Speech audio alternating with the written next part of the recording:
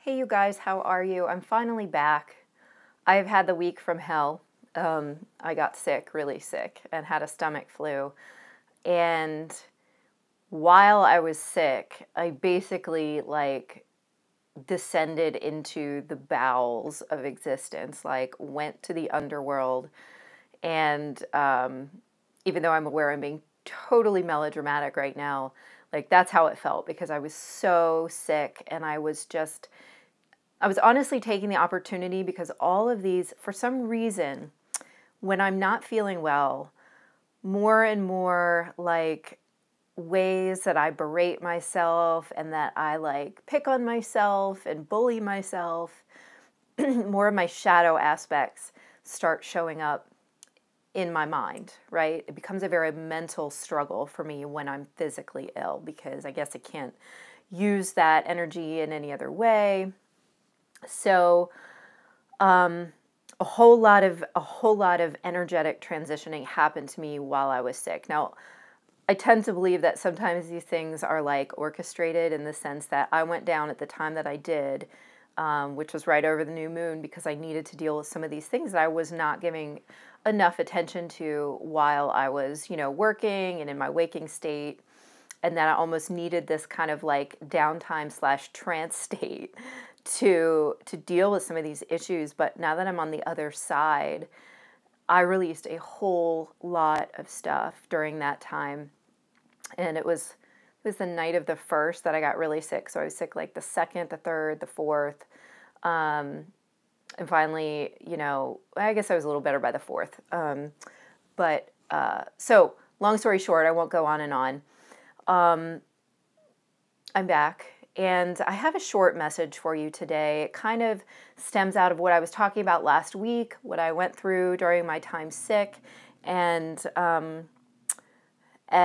also just what is coming up for me today. And the biggest thing right now is that I'm feeling like in order to ground, okay, so this is Taurus season. We've just gone through this new moon.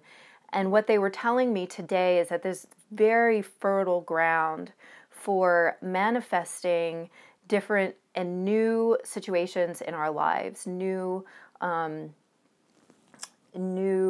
circumstances, okay? And I really feel strongly that this has a lot to do with life purpose. Like, what is it that you are here to do? What is it that you feel you're here to do? And you might not know, but I feel that most of you have an inkling of what that is.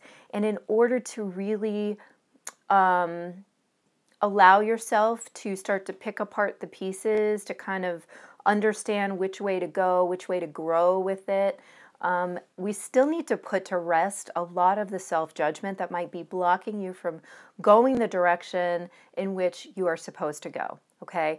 And the reason that that is there is because you are supposed to be clearing these blockages, these different, I guess, limitations that society or you or family or karma or whatever, maybe you came into this life with this particular contract in place, right? My mind's still not totally with me. Sorry, guys. And it's important that you clear that, and so much of that has to do with self-judgment. What will so-and-so think? What will my family say? What will society think? What will my children say? Does this make me a bad person? Does this make me lazy? Does this make me a weirdo? You know what I mean? And I'm just kind of here to say, whatever that thing is, if it wants you so badly, it being that drive, that thing that you're, that mission you're pulled toward, there's not a lot that's going to stop you from going there if you are open to it. And if you are not open to it, then you're basically going to struggle with that for the rest of your life, right? Or you're going to decide to settle for something less than, your soul truly wants. So my thought for you today is to be sure that you are looking at all those pieces of your personality that need to be integrated back into you. Let's say there's a part of you that's afraid of what your family will say when they find out that you want to do, start XYZ business, okay, whatever it is. That part of you now needs your attention. It needs you to look at it, say, I see you, I hear you. What is it that you need? And you have to allow that thing, that part of you, to tell you what it is that he or she needs to feel safe, okay? And to feel okay with this. Because that's a very real thing. That's a piece of your shadow that's rearing its head to be looked at and to be noticed and to be examined, or at the very least, and really primarily accepted, okay? And that's really what I'm talking about here, is just accepting those pieces of you that that are in fear of moving forward, because that's the first step to being able to truly move forward limitlessly, okay? As long as those bits of fear are still within you and still vocal and active, it's very hard to truly manifest and ground your manifestations in a meaningful way, or at least in the most powerful way possible, okay? I hope this is making sense. So I spent a good amount of time while I was sick doing that, taking all the pieces of myself, hearing them out, letting them say their piece, explaining to them why this, either is this true or is this not true? Like, this is not something that's true, so please don't worry about it, I would explain to myself. Or, yes, this is a valid concern, and I would ask it what it needs to feel better, and I would be sure to energetically give myself that. Most of the time, it was about, I need to feel safe, I need to feel loved, I need to feel heard, all of those things, and I would make sure that I gave myself that, and those pieces of me would then just sort of melt back into the wholeness of who I am, okay? And so I want to